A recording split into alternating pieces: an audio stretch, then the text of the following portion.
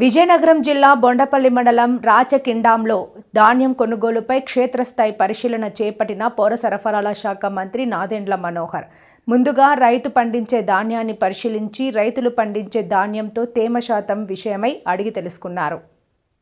విజయనగరం జిల్లాలో ధాన్యం కొనుగోలు విషయంలో గ్రామాల్లో ఉన్న వాస్తవ పరిస్థితులు, ప్రభుత్వం ఏ విధంగా రైతుకి ఒక అండగా నిలబడి ఒక భరోసా కల్పించేటట్టు మా కూటమి ప్రభుత్వం గౌరవ ముఖ్యమంత్రి గారు చంద్రబాబు నాయుడు గారు, అదేవిధంగా గౌరవ ఉప ముఖ్యమంత్రి గారు పవన్ కళ్యాణ్ గారి నాయకత్వంలో ప్రతి గ్రామాల్లో కూడా ఒక పండుగ వాతావరణం. మేము చేసే ఈ కార్యక్రమం రైతాంగంలో సంతోషం నింపే విధంగా, ప్రభుత్వం పైన నమ్మకం నింపే విధంగా అద్భుతంగా జరుగుతుంది.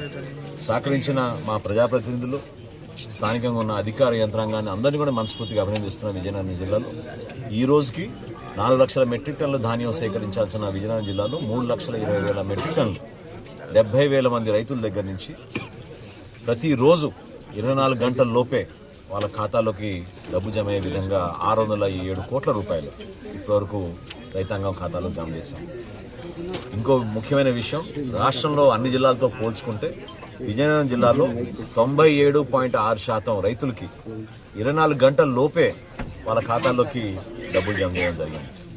ఇంకా ఒక 80,000 మెట్రిక్ టన్నుల ధాన్యం కొనుగోలు చేయాలి. అది వేగవంతంగా, ఎక్కడ కూడా ఇబ్బంది కలగకుండా స్థానికంగా ఉన్న మిల్లర్లతో కూడా వాళ్ళతో చర్చించడం జరిగింది.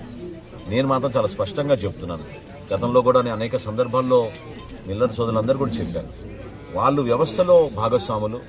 ప్రభుత్వం పక్షాన మేము ఇంత భారీ ఎత్తున ఈ కార్యక్రమం చేస్తున్నప్పుడు ఖచ్చితంగా వాళ్ళు కూడా వారధులుగా మిగిలి రైతులకి ప్రభుత్వానికి అనుసంధానం చేసుకుంటూ ముందుకెళ్ళాలి తప్ప రైతులకి ఇబ్బంది కలిగించే విధంగా ఎక్కడ కూడా వ్యవహరించకూడదు. అటువంటి సమాచారం మా దగ్గరికి వచ్చినా, మేము చెక్ చేసినప్పుడు అటువంటి దొరికినా కూడా తప్పకుండా వాళ్ళపైన యాక్షన్ తీసుకుంటాం. అంతిమంగా రైతు సోదరుడికి కనీస మద్దతు ధర 1,792 రూపాయలు 75 కిలోల బియ్యానికి, అదేవిధంగా ధాన్యానికి, అదేవిధంగా రైతుల్లో ఒక నమ్మకం కలిగే విధంగా వాళ్ళకి నచ్చిన మిల్లుకే వాళ్ళు తోలుకునే విధంగా, తేమ శాతంలో ఎక్కడ పొరపాటు లేకుండా, తరుగు అనేది లేకుండా, బస్తాలు గోతాలు కూడా వాళ్ళకి అందుబాటులో ఉంచే విధంగా, టార్పాలిన్లు కూడా మొట్టమొదటిసారి పౌర సరఫరాల శాఖ నుంచి ఉచితంగా టార్పాలిన్లు రైతు సోదరులకి ప్రత్యేకంగా కౌలు రైతుల కోసం మేము అందించడం జరిగింది.